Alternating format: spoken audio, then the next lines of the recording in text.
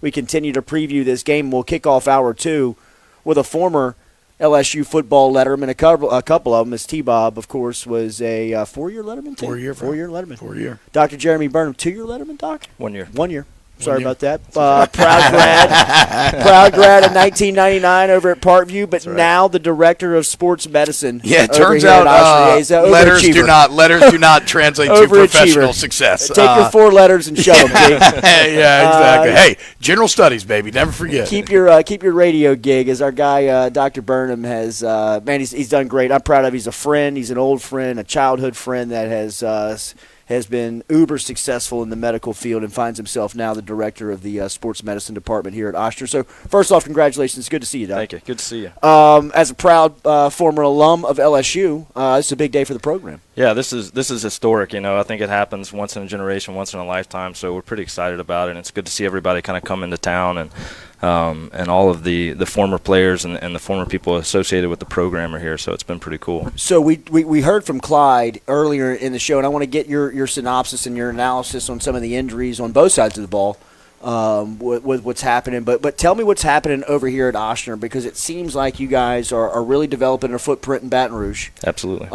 You've had the footprint down here in New Orleans, and then of course putting you director of sports medicine, which is something I know you're very passionate about. Yeah, Oschner is really expanding in Baton Rouge, and they have a new facility called the Grove. We have multiple specialties in it, but we've really been building our sports medicine over there, and so it's kind of the one-stop shop for sports medicine in Baton Rouge. We have physical therapy, we have orthopedic surgeons, we have non-operative sports doctors, athletic trainers, kind of the whole deal. You can get gait analysis if you're having some problems running and things like that. So we're really excited about it, and we want to continue to kind of push the envelope and be the best that we can be. So. Yeah. So with the expansion, what are some of the responsibilities that you have now with the sports angle? Yeah, what we're trying to do is we're basically trying to take our sports medicine program and look at how we can best take care of our athletes and our patients. And so that can be anywhere from a high school athlete to somebody that's a weekend warrior that's trying to do triathlons or whatever it is. And so we're trying to make sure that we continue to be the best equipped we can be and really at the leading edge of treating patients for that. Yeah, those weekend warriors keep you busy. I know. Jordy suffered directly a couple of times. Yeah. All right, so injuries on the field tonight. Let's start with Clemson, because I think we know about LSU, and we actually talked to Gordy a little bit about LSU going into this game. They're about as healthy as they've been all season long, with Clyde making the rehabilitation and Terrace. D-Lou's the big one. D-Lou, and we'll let him break down D-Lou. But on the other side, T. Higgins is a talented wide receiver. They've got a couple of big wide outs for Clemson. That's going to be good matchups against Fulton and Stingley tonight, but Higgins is a little banged up. What's going on with him? Yeah, he's really an all-star athlete. He had kind of an interesting injury. His helmet came off a couple of weeks ago in the game, and at first everybody thought it was maybe a concussion, and everybody talked about that. He came out during the first half, and everybody said he's done for the game. And then somehow during the second half he came back in, and really kind of tracking what the media has been saying, he said recently that it was an ankle injury. And so we're not real sure exactly what's going on.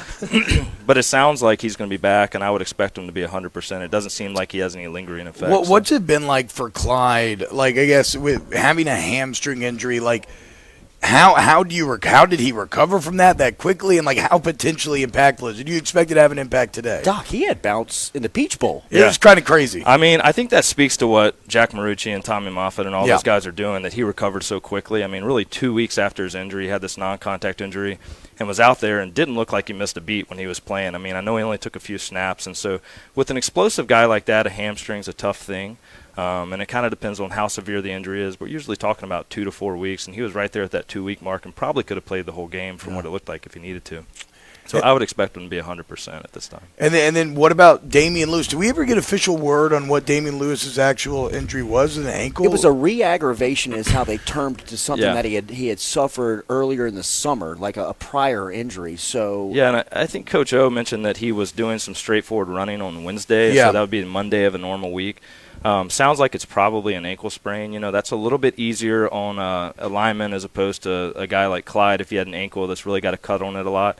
So it sounds like he's going to take a lot of snaps and meaningful snaps. We have a lot of depth in that area, so I think it's okay if he doesn't take every one. So, and this is not – I'm not saying that you endanger the player or push things too far, but with an ankle in a one-game sample, is that something that you could just kind of like shoot up and you'd be good to go?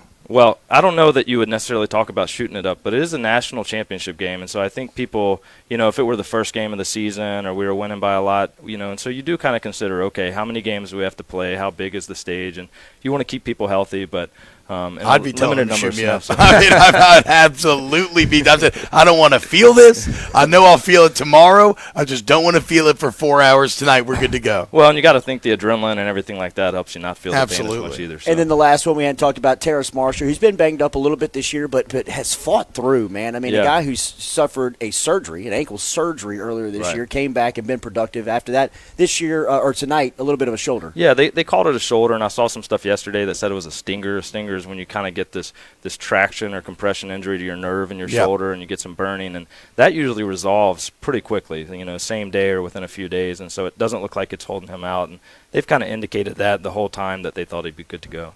So those are the injuries tonight. I mean, Doc, you've worked alongside NFL teams. You've worked alongside college football teams. You were a part of a college football team. T-Bob talked about it earlier. You've got to catch some injury luck to get on a championship run. Yeah. Is there anything that you've seen on teams that have played for championships, contended for championships, that from an injury standpoint they've been able to dodge that luck? But were you able to source that to anything? Why they may have stayed healthier than other teams? Yeah, I think it really speaks to what LSU is doing. So Coach Moffitt and Jack Marucci and the whole team for both of them over there, I really don't think there's another team in the country that's doing it to the level that LSU is doing it right now.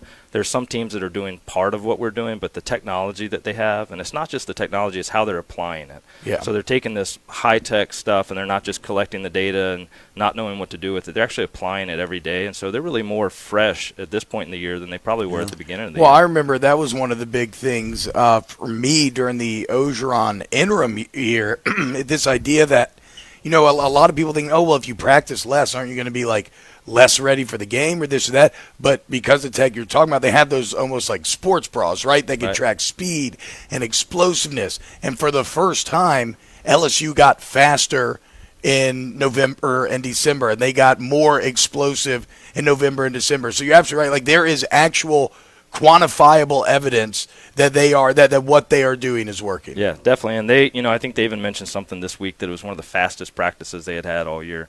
And I think that's impressive. So they're really peaking at the right time right now. So, Doc, how can people that are listening to this keep up what's happening with the sports medicine department or learn more about what's going on in Oschner? Yeah, absolutely. We have a sports medicine specific webpage that's going to be going out at Oschner soon for the Baton Rouge region, and we have an Oschner Facebook page as well.